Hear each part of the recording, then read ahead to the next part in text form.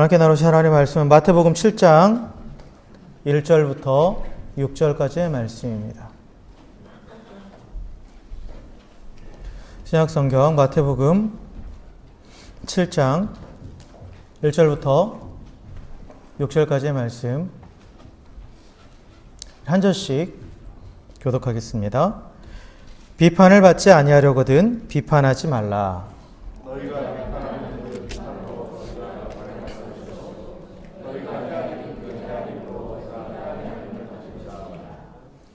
어찌하여 형제의 눈 속에 있는 티는 보고 내 눈 속에 있는 들보는 깨닫지 못하느냐.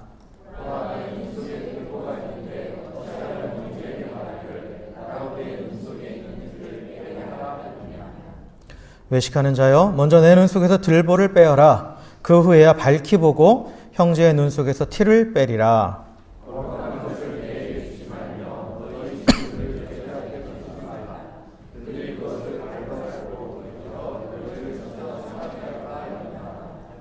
아멘. 아멘. 할렐루야. 네. 우리 옆에 계신 분하고 이렇게 인사했으면 좋겠습니다. 당신의 얼굴을 보니 내 마음이 참 훈훈해집니다. 이렇게 인사합시다.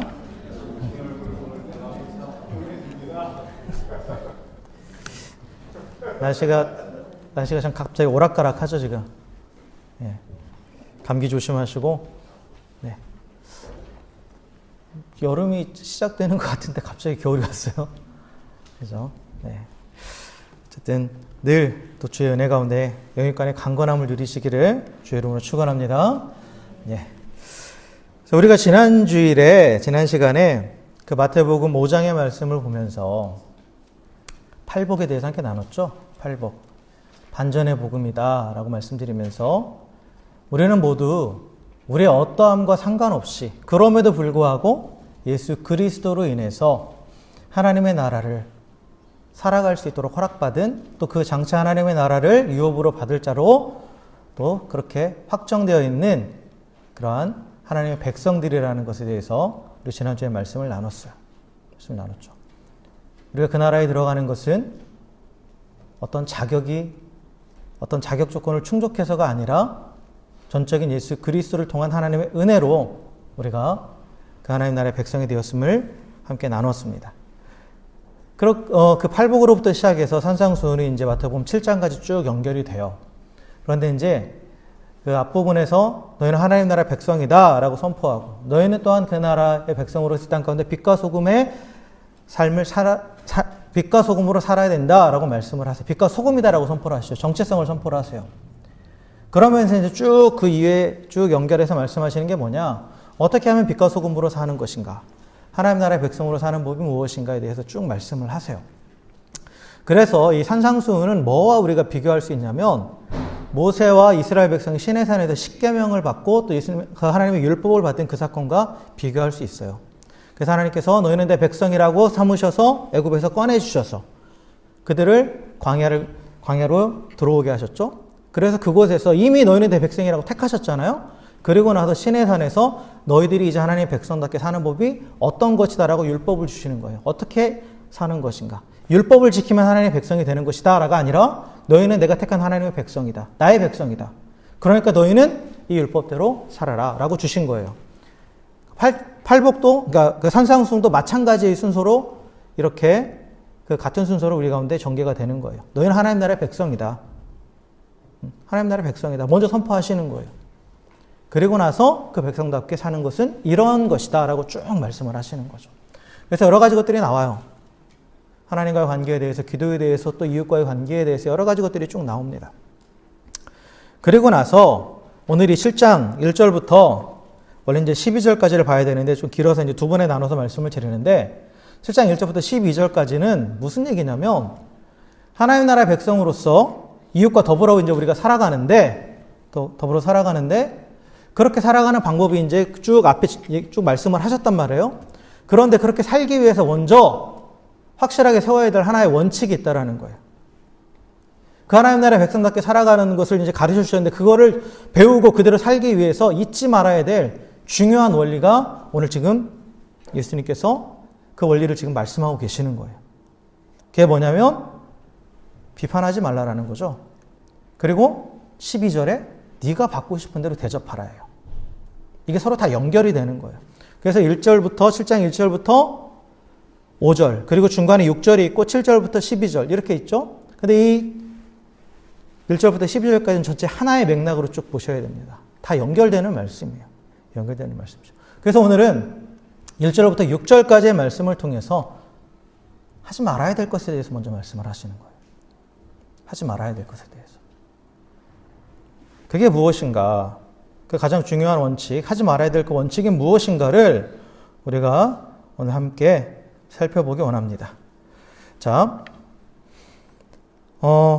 우리가 읽은 1절부터 5절까지의 말씀 한마디로 말하면 이제 비판하지 말라죠. 비판하지 말라예요. 비판하지 말라인데 일찍이 유대교의 그 랍비 중에 유명한 그 힐렐이라는 그 랍비가 있어요. 근데 힐렐이라는 랍비가 율법의 내용을 이렇게 요약을 했는데 뭐라고 요약했냐면 이렇게 요약합니다. 남이 내게 하지 않기를 바라는 것을 남에게 말라. 이렇게 요약했어요. 율법의 내용을. 그러니까 내가 원하는 것을 남에게 하지 말고 남에게 강요하지 말라라는 거예요. 그게 오늘 말씀의 원리입니다. 오늘 말씀의 원리예요. 내가 바라지 않는 것을 남에게도 하지 말라. 비판받기 원하는 사람이 있어요? 누가 나 비판해 주면 좋으세요? 여기서 비판이라는 것은 단순히 이렇게 논리적으로 논리정연하게 이렇게 따지는 거 그것도 있죠. 근데 그걸 넘어서서 나를 판단하는 거예요. 넌 이런 사람이야 라고 딱 판단해 주는 거예요. 그리고 그거에 대해서 나를 심판하는 거예요. 언어적인 뜻을 보면 그거 원하는 사람이 있습니까? 그렇게 누가 나를 이렇게 비판하고 심판하고 판단하면 당장 하는 말이 뭐예요? 네가 나를 얼마나 알아. 그리고 너나 잘하세요죠. 너나 잘하세요. 그것에 대해서 오늘 지금 이게 6절까지의 말씀이 쭉 연결을 하고 있는 거예요. 그래서 비판받고 싶은 사람은 없잖아요. 그러니까 너 비판받고 싶지 않잖아. 그러니까 너도 비판하지 마. 라고 지금 그렇게 말씀하시는 거죠. 말씀하시는 거예요. 그런데 이제 우리가 내가 비판받는 것에 대해서는 이제 다 싫어하지만 그러나 관계 안에서 특별히 나와 관계 맺고 있는 사람들 가운데 뭔가 잘못된 게 보이면 그거 얘기해 줘야 되는 거 아니에요? 비판해야 되는 거 아니에요? 라고 이렇게 생각을 하죠. 그죠? 그 적절한 비판은 필요하지 않나요? 라고 이렇게 얘기를 해요. 그리고 또 상대방이 나한테 잘못한 것에 대해서 그거에 대한 나의 불만에 대해서 분명하게 얘기를 해야 그 대인관계가 제대로 되는 거 아닙니까? 라고 지금 그렇게 생각을 하죠. 그러면서 뭔가 비판을 해야 사람이 좀 변하지 않습니까? 비판에 이제 사람을 고쳐주는 이제 우리가 능력이 있다 이렇게 생각을 하는 거예요. 그래서 그 사람을 바른 길로 이끌기 위해서는 비판이 필요하지 않습니까? 라고 그렇게 생각을 하죠. 일반적인 생각이에요. 일반적인 생각입니다. 그러니까 적절한 비판이 필요하다라는 거죠. 그런데 오늘 예수님께서는 그냥 딱 싸잡아서 말씀하시는 거 비판하지 말라예요, 그냥. 도움이 될 비판을 하고 도움이 되지 않는 비판을 하지 마. 이게 아니라 비판하지 말아라예요. 비판하지 말아라. 그러면서 예수님께서 비판의 실체가 무엇인지 분명하게 말씀하세요. 비판의 실체가 무엇인지 뭐라고 말씀하시냐면 3절에 보니까 어찌하여 형제의 눈 속에 있는 티는 보고 내 눈 속에 있는 들보는 깨닫지 못하느냐라고 말씀하시죠. 여기서 네가 더 잘못이 크고 네 형제의 잘못은 작다 이게 아니라 여기서 말하는 건 뭐냐면 비판은 곧 네 눈 안에 있는 들보와 같다라는 거예요. 비판은 네 눈을 가리는 거라는 거죠. 들보라는 게 뭡니까? 이렇게 건축을 하다 보면 이렇게 기둥을 세우잖아요. 기둥을 세우고 기둥과 기둥 사이를 이어주는 가로질러서 딱 이어주는 큰 나무가 이제 이게 들보잖아요. 그렇죠? 근데 그 들보는 되게 두껍고 튼튼한 나무예요. 그죠? 그러니까 엄청 두꺼운 나무예요. 이 두꺼운 나무가 내 눈 안에 들어있다라고 지금 얘기하는 거죠. 이건 뭐예요? 내 눈이 가려져 있다라는 거예요. 가려져 있다라는 거죠. 그러니까 비판을 예수님께서 뭐라고 말씀하시냐면 내 눈 안에 있는 들보다라고 말씀하세요. 이건 뭐냐? 눈이 가려져 있다라는 거예요. 비판한다라는 것은. 그래서 눈이 가려져 있기 때문에 비판하는 사람은 상대의 잘못을 볼 수 있지 않다라는 거죠. 나는 본다고 생각하는데 아니라는 거예요. 상대의 참 모습을 보지 못하게 하는 거예요. 그러니까 상대방을 잘 보지 못하니까 도울 길도 볼 수 없다라는 거죠. 도울 길도 볼 수 없다라는 거예요. 그러니까 5절에서 예수님께서 이렇게 말씀하세요. 내 눈 속에서 들보를 빼라. 그 후에야 밝히 보고 형제의 눈 속에서 티를 빼리라. 비판이 제거돼야 형제를 도울 수 있다라는 거예요. 비판하지 않는 사람이 되지 않으면 결코 상대를 진정으로 도울 수 없다라는 거죠. 나는 돕는다고 비판하는데 그게 아니라는 거예요. 그게 아니라는 거예요. 왜 그러느냐? 왜 그렇게 비판에 대해서 우리가 생각하기에는 꼭 필요하다는 것도 있는 것 같은데 왜 예수님은 아예 하지 말라라고 말씀하시느냐라고 했을 때 비판 안에 숨겨져 있는 동기가 있고 그 비판 안에 숨겨져 있는 목적이 있기 때문이에요. 우리가 누군가를 비판한다고 했을 때. 물론 우리는 누군가를 비판할 때 그 사람을 위해서 비판한다고 그러고 또 우리 공동체를 위해서 비판한다고 그래요. 그런데 자세히 들여다보면 비판에 들어있는 그 숨은 동기는 뭐냐? 교만이에요. 그리고 비판의 목적은 그 사람이 아니라 나를 위해서예요. 내가 인정받고 싶고 그리고 내가 하나님이 되고 싶은 거예요. 왜 그런지 보면 사실 비판한다라는 것은 기본적으로 뭐를 전제합니까? 내가 이 사람보다 더 낫다라는 거죠. 내가 옳다라는 거예요. 그죠? 내가 의롭다라는 거죠. 그러니까 내가 상대방보다 더 위에가 있는 거예요. 다른 사람보다. 그리고 그 옳고 그름의 기준이 내가 되는 겁니다. 내가 돼요. 그리고 또한 어떤 생각까지 있는 거냐면 내가 이 사람을 바꿀 수 있다고 생각하는 거예요. 내가 이 사람을 바꿀 수 있다고. 근데 바꾸는 걸로만 끝나는 게 아니에요. 내가 이 사람을 바꾸면 이 사람은 내 사람이 되는 거예요. 내 영향력 아래 있는 거죠. 계속. 내 영향력 아래 있는 거예요. 그러니까 내 사람을 만들고자 하는 거예요. 비판에 숨겨진 동기는 교만이고 그리고 궁극적인 목표는 내 사람을 만드는 거예요. 내 영향력 아래 있는 사람을 만들려는 거죠. 그 성경 뭐라고 말합니까? 의인은 하나도 없다고 그러죠? 여러분, 하나님은 우리 가운데 상대적인 의의를 말하지 않아요. 이 사람보다 너는 조금 더 낫다 이렇게 말씀하지 않으세요. 하나님 앞에서 다 똑같은 죄인이라고 말씀하시죠. 절대적인 의의를 말씀하세요. 절대적인 것. 비교해서 조금 더 나은 걸 말씀하지 않으시죠. 하나님 앞에서는 어느 누구도 내가 의롭다라고 말할 수 없는 거예요. 말할 수 없는 거예요. 그리고 우리 자신이 의롭지 않기 때문에 내가 가지고 있는 기준 자체도 바르지 못한 거예요. 바르지 못해요. 예전에 생각에 대해서 말씀드릴 때도 한번 얘기했죠. 우리 생각은 다 왜곡되어 있다고요. 죄로 인해서 왜곡되어 있다고요. 내가 가지고 있는 그 판단 기준들은 다 틀어져 있는 거예요. 나에게 맞춰져 있는 거죠, 기본적으로. 나에게. 그렇기 때문에 그 기준이 바르지 못하죠.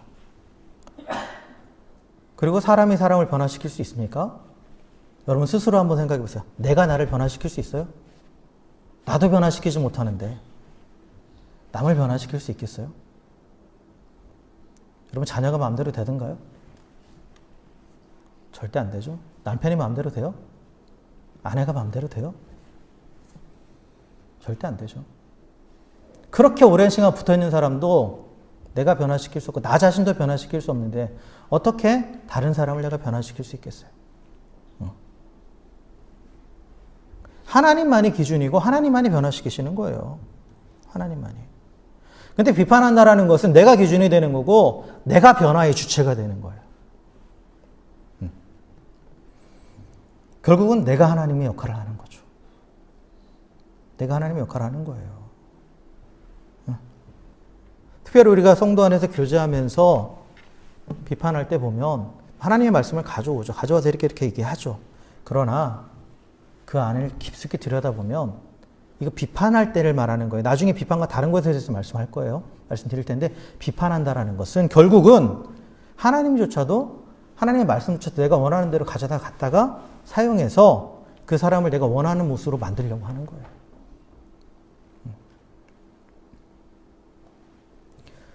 그리고 왜 비판하지 말라고 하느냐? 여러분이 스스로가 한번 생각해 보세요. 내가 누군가에게 뭔가를 지시하고 뭔가를 제시해서 그 사람이 그걸 따라왔을 때 혹시나 잘못되면 책임지실 수 있어요? 책임질 수 있어요? 책임 못 져요. 책임 못 지죠. 우리는 책임질 수 있는 존재가 아니에요. 비판할 땐 내가 책임질 수 있을 것처럼 말하지만 실제로 내가 책임질 수 없어요. 그러니까 내가 영향을 끼치고 뭐 제대로 뭔가 계속 변화를 원한다면 내가 그 사람 끝까지 책임을 져야 되는데 우리가 그럴 능력이 없어요, 사실.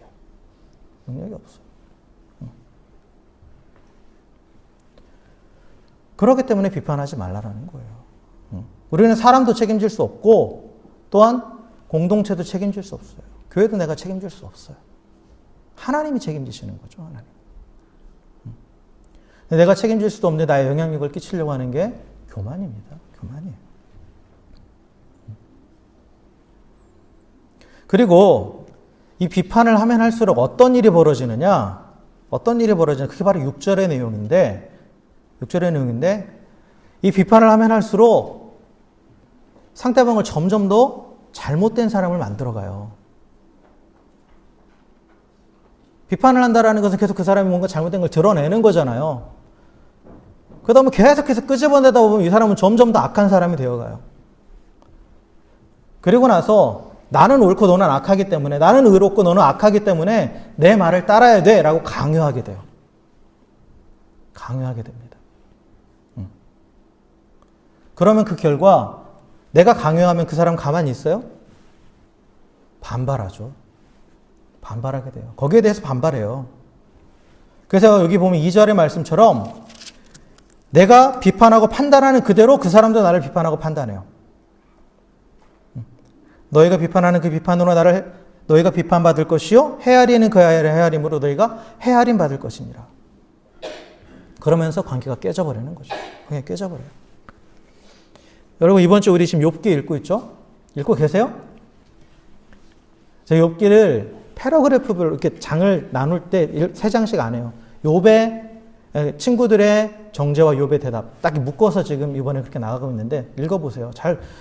어떤 패턴이냐면 욥의 친구들은 욥이 지금 당하는 고난에 대해서 결론을 뭐라고 내렸느냐? 네가 죄를 지었기 때문이다.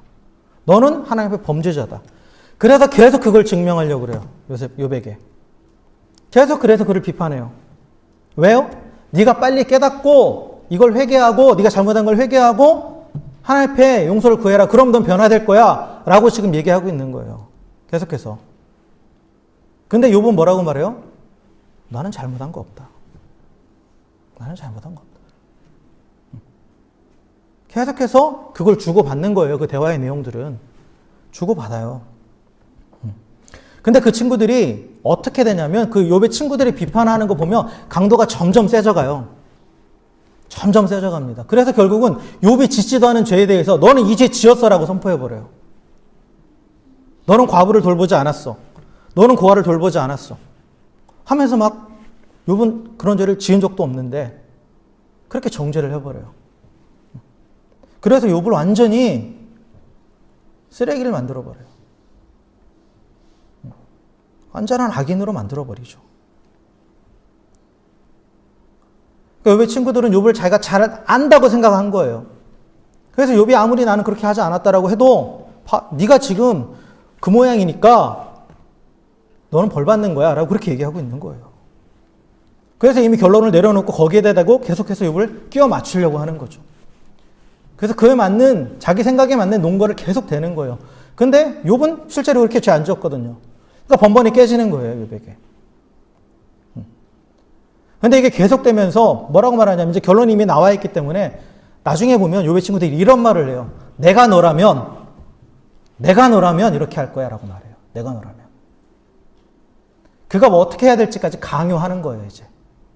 강요하는 거예요. 그의 잘못에 대해서 비판하는 걸로 끝나는 게 아니라 내가 너라면 이렇게 할 거야 라고 하면서 그걸 강요하는 거예요.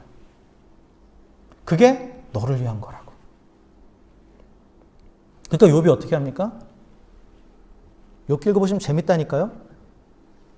욥이 절대 지지 않아요. 친구들이 한마디 하면 욥은 2마디, 3마디예요.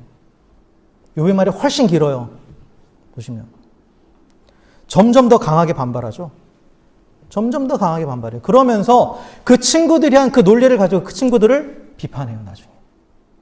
그 친구들을. 더 강하게 정죄합니다. 그 모습이 계속 반복돼요.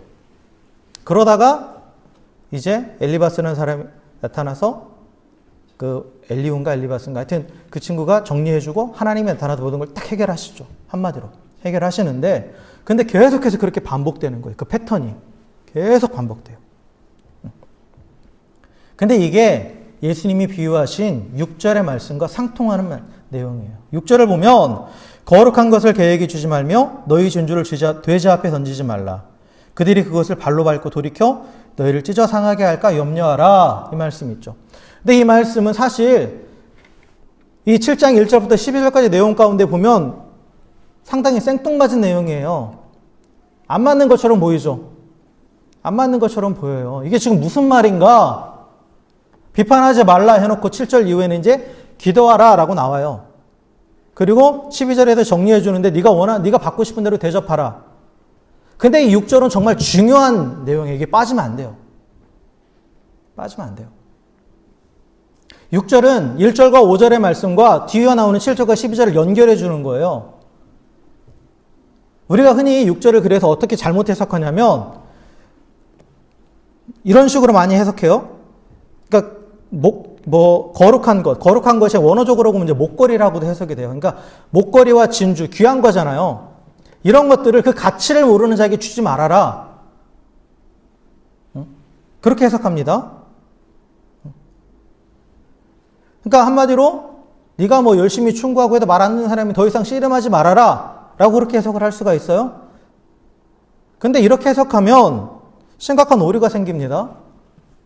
뭐냐면 가치를 모르는 자에게 귀한 걸 주지 말라 이렇게 된다면 우리가 구원받기 이전에 우리는 하나님의 나라의 가치를 모르는 자였단 말이에요. 그죠? 하나님의 나라에 대한 가치 모르는 자였어요. 근데 하나님께서 우리에게 하나님의 나라를 허락하셨어요. 그럼 그런 하나님 행동도 잘못된 거죠. 이 비유에 따르면 맞지 않는 거예요. 그렇게 하면 안 되는 거예요. 또한 이대로 해석하면 받을 자격이 있는 사람한테만 주라는 게 돼버리는 거잖아요. 이 말씀을 그렇게 해석을 해버리면. 그럼 모든 인류를 구원하시기 위한 하나님의 구원 사역을 부정하는 게 돼버려요. 잘못된 예정론의 근거가 돼버려요, 이게. 그리고 이걸 좀 더 이제 순화시켜가지고 그럼 그 오류를 피하기 위해서 순화시켜서 어떻게 해석하는 사람들이 있냐면 복음을 거절하는 자들, 귀한 것을 거절하는 자들은 그 가치를 모르는 거니까 거절하는 거다. 그러니까 그들이 그 가치를 깨달을 수 있도록 포기하지 말고 계속해서 그들을 섬기면서 전해라 라고 이렇게 해석하는 사람들도 있어요. 물론 아까보다는 더 나은 해석이긴 하지만 그러나 전체적인 흐름과는 전혀 상관이 없죠. 전체적인 흐름을 비판하지 말라 해서 또한 내가 받고 싶은 대로 대접하란데 그 중간에 넘어가는 다리의 역할을 하는데 이 6절이 전혀 상관이 없는 그런 내용이 돼버려요. 그래서 이 6절을 제대로 해석하려면 앞에 나온 1절과 5절의 내용과 연결을 해야 돼요. 그리고 7절과 12절과도 연결이 돼요. 그래서 결론적으로 말씀드리면 뭐냐면 지금 예수님께서 6절의 이 비유잖아요. 거룩한 것을 계획에 주지 말며 너희 귀한 진주를 돼지 앞에 던지지 말라. 이 말씀은 비판의 결과가 무엇인지를 가르쳐 주는 거예요. 비판의 결과가. 비판의 결과는 강요고 그 강요로 인해서 너희가 해를 당할 수 있다는 거예요. 관계가 깨질 수 있다는 거죠. 보세요. 여러분, 이 거룩한 것, 진주, 목걸이와 진주, 이거는 우리 눈에는 되게 귀한 거죠. 가치 있는 거예요. 되게 귀하고 가치 있는 거예요. 그런데 개와 돼지의 입장에서는 그게 가치가 있어요?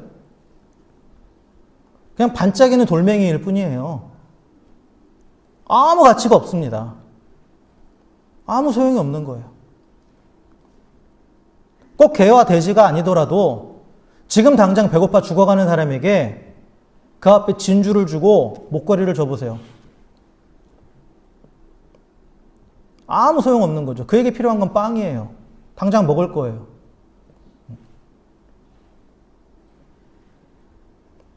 그러니까 짓밟히게 되는 거죠. 아무 가치가 없으니까. 이게 무슨 얘기냐면 나에게 가치 있는 거라고 해서 그 사람에게도 가치 있는 게 아니라는 거예요.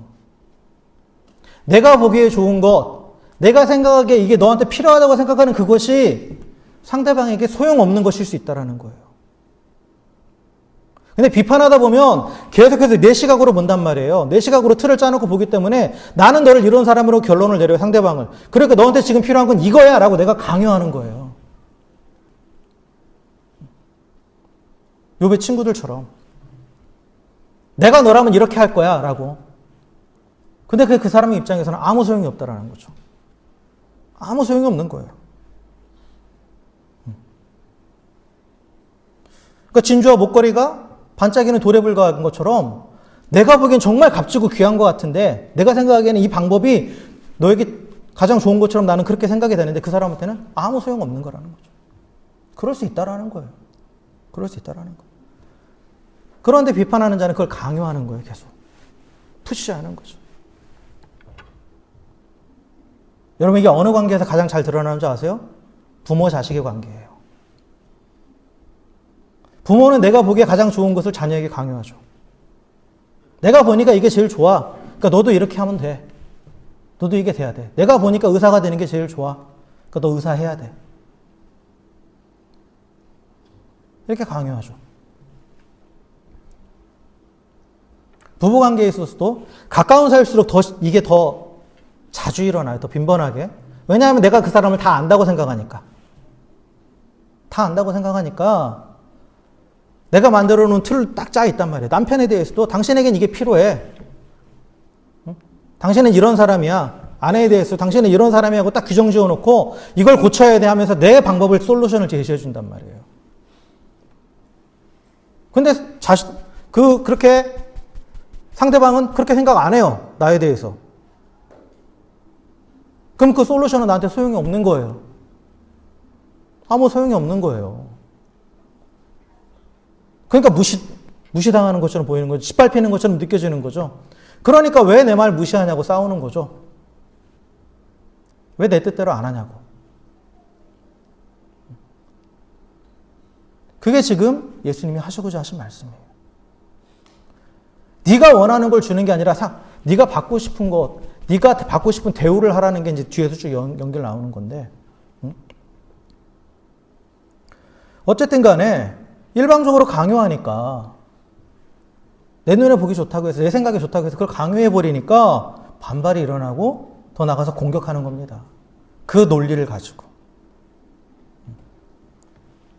여러분 우리가 관계 안에서 가족들 또 교회 안에서 또 여러 관계 안에서 서로 사람을 대할 때 기본적으로 가져야 될 태도가 있어요. 그게 뭐냐면 그 사람을 존중해야 된다는 거예요.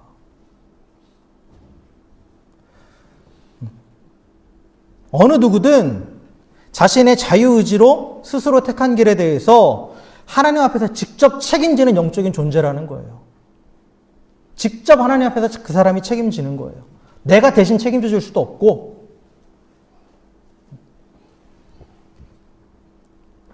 사람의 변화는 하나님께서 일으키시는 건데 내가 그걸 막 하려고 쥐고 흔들어서 내가 변화시키려고 하면 안 된다는 거죠. 하나님 우리에게 주신 값진 어떠한 무언가가 있는데 그게 뭐냐면 자유의지예요. 사실 이 자유의지 때문에 하나님이 지금도 고생하고 계시죠. 우리 식으로 표현하면. 그러니까 자기 결정권이에요. 자기 결정권. 하나님이 자유의지를 주실 때 인간이 자유의지를 잘못 사용해서 죄를 지을 줄 아셨을까요? 모르셨을까요? 아셨어요. 다 아셨어요. 그럼에도 불구하고 주시는 거예요. 왜? 그래야 인격적인 관계를 맺는 것이고 그게 서로를 존중하는 것이기 때문에 그걸 주신 거예요. 자유의지를. 그것 때문에 하나님께서 값비싼 대가를 치르신 거죠. 그 자유의지 때문에 인간이 죄를 지었고 그래서 예수님이 십자가에 죽으셔야 했단 말이에요. 가장 값비싼 대가를 치르셨죠. 그럼에도 또한 구원하신 이후에도 우리에게 자기 결정권을 다시 주셨어요. 너는 내 것이니까 내가 마음대로 쥐고 흔들 거야. 이렇게 하시지 않는다고 그랬죠. 자유를 주셨다고 말씀드렸죠. 그런데 우리는 사람을 자꾸 쥐고 흔들려고 그래요. 내가. 하나님이 그렇게 우리를 보시는데 나를 그렇게 보시고 상대방을 그렇게 보시는데 자유의지를 가지고 자기 결정권이 있는 그러한 사람으로 존중해 주시는데 우리는 서로를 그렇게 존중하지 않는다라는 거죠. 가까운 사이일수록 더더군다나.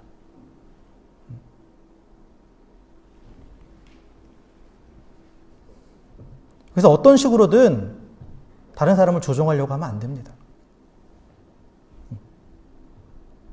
그게 정말 의롭고 선한 일이라 할지라도 내가 조종하려고 하면 안 되는 거예요. 내가 조종하려고 하면 안 돼요.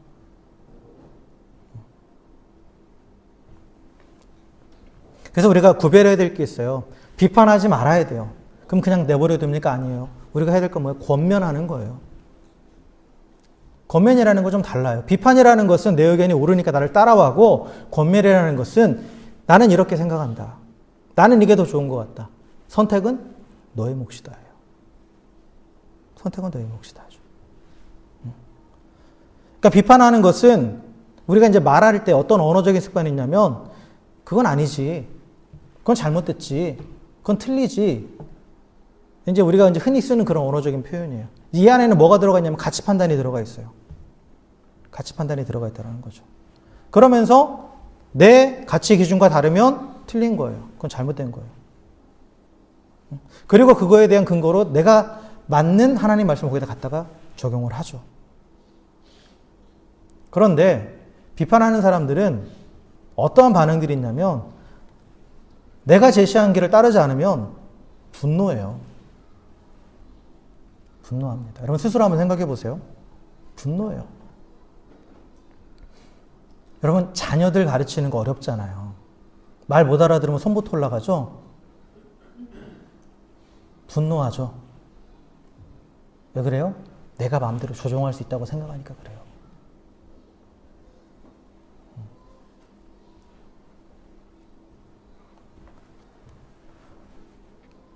비판하는 사람 내 뜻을 따르지 않으면 분노하고 비난하고 정죄합니다. 그러면서 계속 강요하는 거예요, 내 뜻을.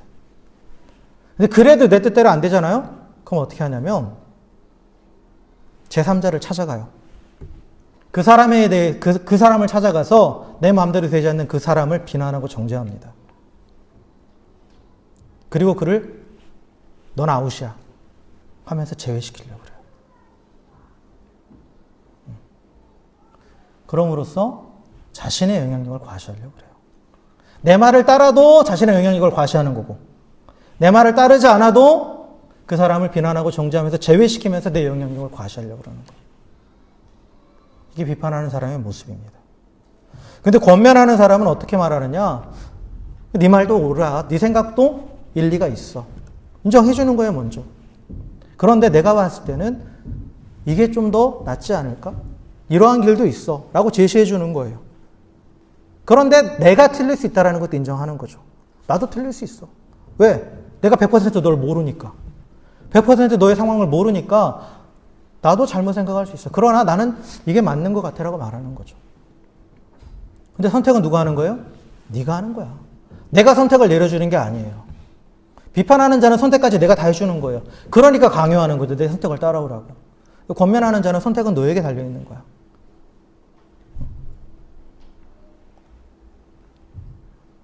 그러면서 그 사람이 설사 내가 제시한 길을 따르지 않는다 하더라도 존중해 주는 거예요. 그 결정에 대해서. 존중해 주는 거예요. 그리고 때로는 잘못된 길로 간다 할지라도 묵묵히 기다려 주는 거예요. 그 곁에 있으면서. 그를 제외시키는 게 아니라, 배제시키는 게 아니라 묵묵히 지켜봐 주는 거예요. 내 말 안 듣더니 잘 됐다라고 하는 게 아니라 혹시나 그로 인해서 어려움을 당하면, 하나님이 우리를 이끄시는 방법은 비판과 강요가 아니에요. 권면과 기다림이에요. 권면과 기다림입니다. 하나님은 이 하나님의 사람들이 하나님의 길을 스스로 선택할 때까지 기다리세요. 기다리세요. 분명 하나님의 길은 100% 옳은 길이죠. 그리고 사람들은 우리를 모르지만 하나님은 나보다 나를 더 잘 알았어요. 100% 잘 아세요. 그러니까 가장 좋은 길을 잘 아시는 분이에요. 그럼에도 기다리세요, 하나님은. 강요하지 않으신다라는 거죠. 그럼 아브라함의 예를 한번 들어볼까요? 아브라함이 70세에 부름받고 75세였던가요? 요즘 기억력이 예전 같지 않아서 하여튼 부름받고 나서 그가 하나님 앞에 완전한 믿음의 사람으로 철저한 순종의 사람이 되기까지 40년 걸렸어요. 40년? 엄청난 시간이죠, 사실. 왜 하나님이 그냥 그냥 끌어가지고 왜 그렇게 하셨대? 그렇게 할 수 있겠죠. 그렇게 생각할 수 있을 거예요. 근데 하나님은 방법은 그게 아니니까.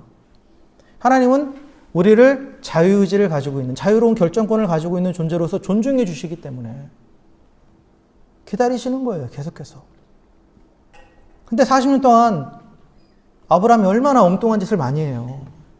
하나님이 분명히 말씀해 주셨는데도 계속 엉뚱한 짓들을 하잖아요. 근데 하나님은 기다리시는 거예요. 여러분 오해하지 마세요. 아브라함이 잘못된 길을 택해서 그가 어려움들을 겪는 것들이 나와요. 근데 그건 하나님의 벌이 아니에요.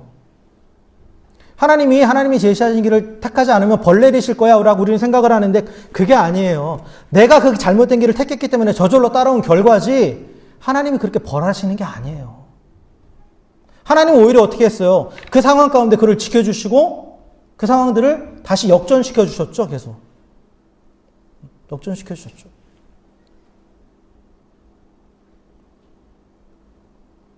우리 안에 잘못된 하나님에 대한 인식이 있으니까 우리가 다른 사람도 그렇게 대하는 거예요. 너 내가 말하는 대로 하지 않으면 너 벌 받아. 너 잘못될 거야. 이렇게 쉽게 생각하는 거예요. 근데 하나님도 그러지 않는단 말이에요. 다시 말씀드리지만 우리가 주의 뜻을 따르지 않았을 때 생기는 여러 가지 문제들, 어려움들은 하나님의 벌 주셔서 그런 게 아니라 그 길에 나온 자연스러운 결과예요. 하나님은 그걸 이미 아셨기 때문에 그렇게 가지 말라고 말씀하시는 거지. 네가 글로 갔으니까 어디 한번 당해봐. 하고 벌 내리시는 분이 아니에요. 하나님 이상한 분 만들지 마세요. 한번 생각해 보세요. 여러분 자녀가 말 안 들어서 잘못된 길로 갔으니까 너 한번 당해봐 하면서 막 고소해하시고 막 그러세요? 하도 열받으면 그럴 수는 있겠지만 그럼 결국은 어떻게 합니까? 붙잡아주고 해결해주고 돌아올 수 있게 도와주잖아요. 벌이 아니에요. 그건 자연스러운 결과예요. 그러니까 하나님이 기다리신단 말이에요. 그래서 아브라함이 변화된 거예요. 40년 동안. 시간이 더디게 되었지만 그러나 더디게 가더라도 완전히 변화된 거예요. 결국은. 궁극적으로. 그래서 전혀 경험해보지 못한 것까지 생각하게 돼버리죠. 나중에. 아들을 바치라고 했을 때. 부활까지 생각하게 되는 거예요. 전혀 생각해보지 못했던, 누구도 그때 당시 사람이 죽었다 살아날 거는 생각하지 못하는데 거기까지 생각할 수 있게 된 거예요. 그걸 하나님이 가르쳐 주신 것도 아닌데 하나님이 그렇게 변화시켜 가셨으니까. 성경에 보면 다 그래요. 믿음의 사람들. 그러니까 우리가 조급해할 필요가 없다라는 거예요. 내 마음대로 되지 않는다고. 내 스스로도 그렇고 내 주변에 있는 사람들, 내 자녀들, 또 내 세론들, 우리 성도들, 내가 관계 맺고 있는 사람들이 내 뜻대로 되지 않고 뭔가 변화되지 않는다고 해서 내가 조급해할 필요 없다라는 거예요. 그래서 막 조급해하니까 막 뭔가를 해보려고 그러고. 아니에요. 하나님이 하시는 거예요. 내 역할이 여기까지라는 것을 인정하셔야 돼요. 근데 우리는 자꾸 하나님의 영역을 내가 터치하려고 그러는 거죠. 완전히 오르신 하나님도 강요하지 않고 기다리세요. 그런데 왜 불완전한 우리가 내가 옳다고 주장하고 강요합니까? 완전히 의로우신 하나님도 비난하지 않고 정죄하지 않으세요. 그런데 불완전한 우리가 왜 내 의로, 내 기준으로 비난하고 정죄합니까? 그리고 완전히 거룩하신 하나님도 우리를 더럽다고 배척하지 않으세요. 근데 불완전한 우리가 왜 내 기준대로 당을 짓고 또 배척해버립니까?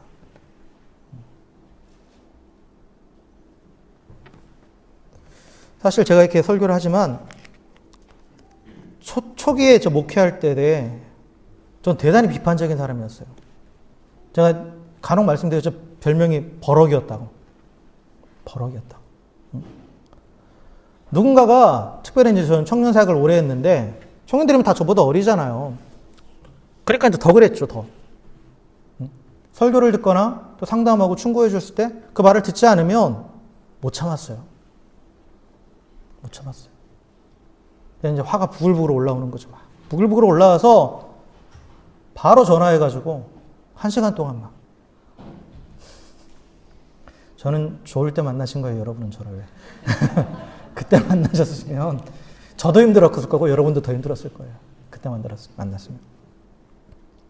진짜 그랬어요. 저희 아내가 잘 알아요. 저희 스승님도 사실 그런 게 좀 있었기 때문에. 근데 조금 시간이 지나면서 깨닫게 되는 게 그거더라고요. 내가 해야 될 몫이 있어요. 나는 여기까지예요. 선택은 본인이 하는 거예요. 그리고 그에 대한 책임은 본인과 하나님 사이에서 해결해야 될 부분이에요. 내가 거기까지 하려고 하니까 나도 힘든 거죠. 그리고 당연히 나한테 싫은 소리 들은 그 사람도 당연히 싫죠. 그러니까 예전에 그 말씀 드렸잖아요. 네 말은 옳아. 그러니까 그때 전사님 말은 옳아. 근데 난 전사님 싫어. 이렇게 돼버리는 거예요. 관계가 깨져버리는 거죠. 관계가. 변화도 안 돼요, 사실. 그 서로에게 상처만 남는 거죠. 나도 상처받는 거예요, 사실. 그러한 모습을 보면서 나도 상처받고 그 사람도 나한테 때문에 상처받는 거예요. 그러니까 상처는 사실 일방적으로 주는 건 대부분 없어요. 주고받아요. 어쨌든 간에. 근데 이제 지금은 좀 이제 그런 것들을 경험하고 나서 제가 달라졌다고 느끼는 건 뭐냐면 사실 뭐 설교를 하고 또 상담을 하고 했을 때 물론 변화가 일어나길 바라고 하죠. 그런데 내가 원하는 모습이 보이지 않아도 그냥 그럴 수 있다라고 생각을 해요. 그럴 수 있다.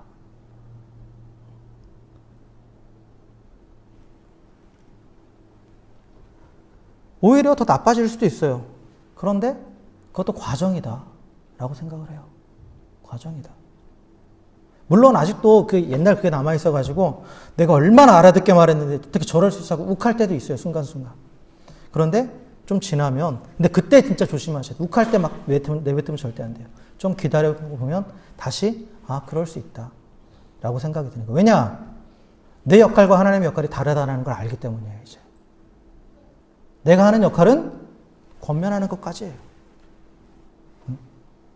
내가 생각하는 목걸이와 진주를 권면한 거예요, 나는. 그런데 그 사람이 받아들이 그게 목걸이와 진주가 아닐 수 있어요. 필요 없는 것일 수 있어요. 그래서 그 사람이 꼭 필요한 건 하나님이 제공하실 거예요.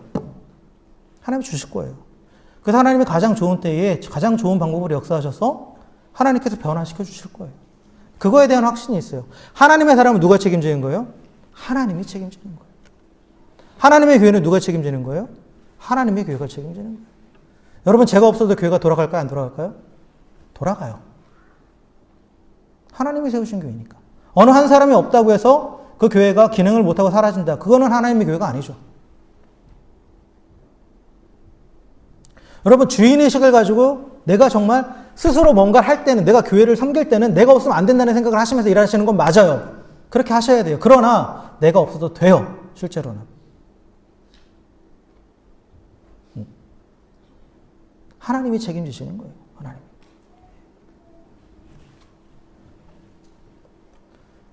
그리고 또한 또 뭐 어떤 생각도 그렇게 기다릴 수 있게 된 이유가 뭐냐면 그 사람의 모습을 보면서 나도 똑같다. 나도 똑같다라는 건 아는 거죠. 나도 여전히 변화되지 않고 나도 여전히 말 안 듣는다. 그러니까 내가 누구를 뭐 더 정죄하고 내가 누구를 더 비난하겠나. 나도 그런데.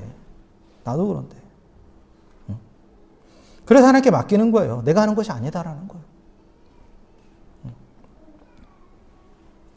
여러분, 제 목회의 지향점은 뭐냐면 목사의 사람을 만드는 게 아니에요. 하나님의 사람을 세우는 거예요. 목사의 제자가 아니에요. 예수님의 제자를 세우는 거예요. 목사의 교회가 아니죠. 하나님의 교회를 세우는 거예요. 그리고 그 하나님의 교회 안에 함께 세워져 가는 게 제 목표예요. 그래서 사도 바울이 이렇게 말했죠. 너는 나를 본받으라라고 말했어요. 성도들을 향해서, 교회를 향해서.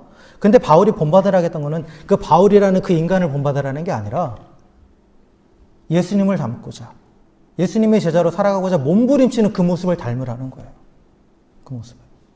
저도 예수님의 사람, 하나님의 사람이 되고자, 예수님의 제자가 되고자 몸부림치는 모습을 여러분에게 닮으라고 말하는 그런 목사가 되고 싶습니다. 사실 아직 멀었죠. 그러게. 어쨌든 간에 함께 하나님의 사람이 되고 함께 예수님의 제자가 되고 함께 하나님의 나라를 향해서 걸어가는 동반자가 되는 게 제 목사로서의 소명입니다. 소명이고 소망이에요. 여러분 한번 스스로 한번 잘 생각해 보세요. 나는 비판하는 자인가 권면하는 자인가? 물론 잘 되길 원하면서 비판하기도 합니다. 그러나 비판은 결코 상대방에 도움이 되는 게 아니라는 사실을 반드시 기억하십시오.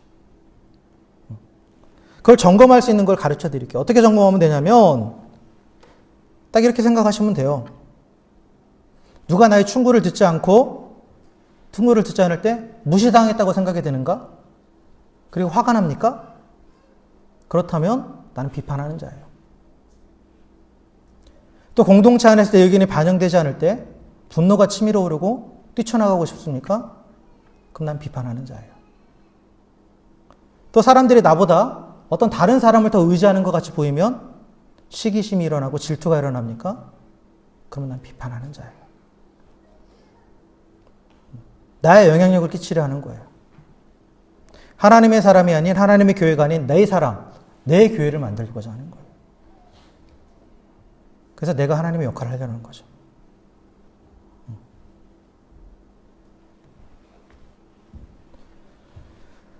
자, 그렇다면 우리가 다른 사람을 돕고 싶은데 돕고 싶은 마음이 당연히 있죠. 그리고 분명히 성경은 서로 돌아보면서 또한 행함과 진실함으로 서로 사랑하라고 명령하셨으니까 서로 돌봐야 되는 게 당연한 거예요. 그럼 어떻게 해야 되는가? 어떻게 해야 되는가? 아무것도 하지 말아야 되는가? 그건 아니죠. 그건 율법이에요. 율법. 율법의 정리는 받고 싶지 않은 것을 하지 말라예요. 근데 예수님의 말씀 뭐예요? 더 나가는 거죠. 네가 받고 싶은 대로 해라예요. 대접받고 싶은 대로 해라. 그러니까 더 나가는 거예요. 그것이 바로 이제 7절부터 12절까지 말씀인데 그거에 대해서는 다음 시간에 다시 또 자세하게 나눠보도록 하겠습니다. 오늘 나눈 말씀을 다시 한번 정리하면 오늘 1절부터 6절까지의 말씀은 비난과 정죄 그리고 상대의 문제에 대한 내가 가지고 있는 그 놀라운 해답을 강요하는 행동을 통해서 내 주변 사람들을 관리하거나 또 통제하고자 하는 우리의 치명적인 잘못을 지적해 주시는 말씀이에요. 이것은 우리 안에 있는 하나님의 나라를 벗어나서 나의 왕국, 나의 세계를 내가 만들어가고 그것을 내가 내 손에 쥐려고 하는 그러한 모습입니다. 근데 분명한 것은 우월적인 태도를 가지고 정죄하고 강요하는 것은 이웃사랑에 전혀 도움이 되지 않는다라는 것.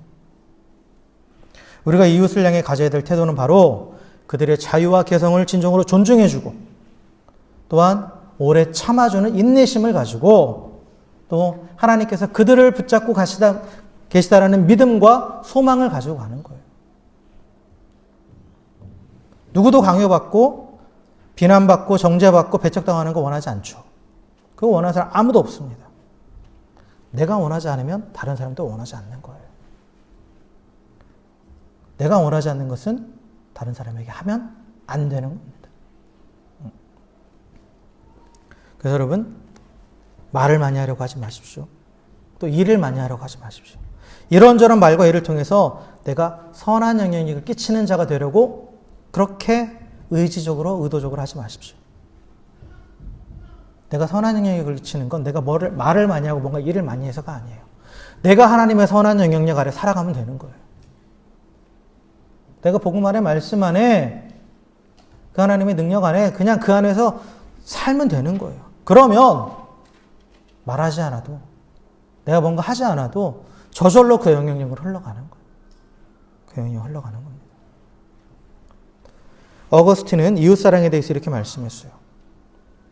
이웃사랑은 그 이웃으로 하여금 하나님을 사랑하게 도와주는 것이라고. 그러니까 나의 통제 아래서 나를 사랑하게 만드는 게 아니라 하나님 나라에서 하나님을 사랑할 수 있도록 도와주는 게 진정한 이웃사랑이에요. 그러니까 내 영향력을 흘리는 게 아니라 하나님의 선한 영향, 하나님의 사랑이 그에게 흘러갈 수 있도록 하는 것이 바로 이웃사랑이라는 거죠. 그래서 우리가 우리 가운데 허락하신 하나님의 나라에서 정말 이웃들과 더불어서 서로 사랑하며 살아가기 원한다면 우리는 비판, 즉 정죄와 비난이라는 인간의 뿌리 깊은 습성을 버려야 합니다. 버려야 해요. 우리가 그렇게 될 때 하나님 나라의 능력이 더욱 풍성히 흘러넘쳐서 정말 하나님의 선한 영향력을 흘려보내는 자, 그래서 주변을 복되게 하는 자, 그리고 그들을 하나님의 나라로 인도하는 그러한 하나님의 사람들이 될 줄 믿습니다. 여러분, 가정에서부터 실천하십시오. 여러분, 남편에게, 아내에게 비판하지 마십시오. 자녀에게 비판하지 마십시오. 또한 교회 안에서 서로를 비판하지 마십시오. 하나님 손에 맡기시고 권면하십시오. 권면하세요. 존중해 주십시오. 여러분 존중받기 원하시죠? 그럼 존중해 주세요. 남편으로서 존중받기 원하십니까? 아내를 존중하세요. 부모로서 존중받기 원하십니까? 자녀를 존중하세요.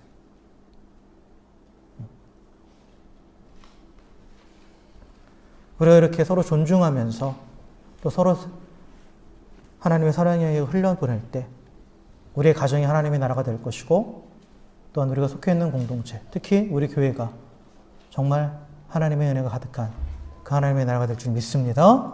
그렇게 하나님의 뜻 가운데 거하는 저 여러분들 다시 한번 주의 이름으로 간절히 축원합니다. 함께 기도하겠습니다.